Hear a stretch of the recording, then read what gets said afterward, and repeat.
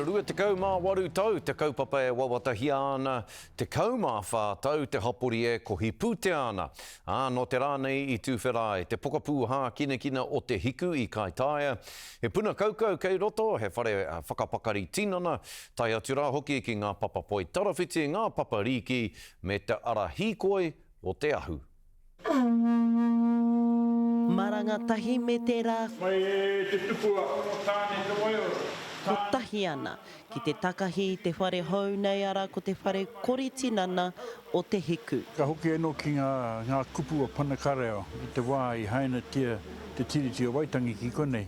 Nāna no te kōrero ki a ngākau tahi tātou, ki a ngākau nui tātou, ki a tutuhi te kaupapa.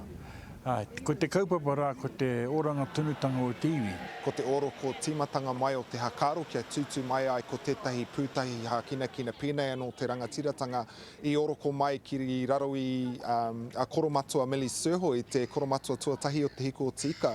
Ana ko au te tua ono e kite ana i te paretanga mai o tēnei whare. Toka anu, toka hea tahui mai re. He kaupapa ka whai huruhuru i ngā tono pūtea maha, mai te kāwanatanga ki te kaunihera tatu atu ki ngā tono pūtea rāwhera me ngā kohinga pūtea tonu i te hapori nei. And that's come from Far North District Council, MB through Kanoa and the PGF Fund. It's come through lotteries, through Foundation North, through a number of other channels, not least some of the gaming channels locally, which has made a big difference to get to where we are today. Me I kore ko Kelvin e aki ana I ahau I a māua ko Winitana, ko kore pē tēnei whare e tū. Engari ko te iwi tuaro o tēnei whare kei te hāpori.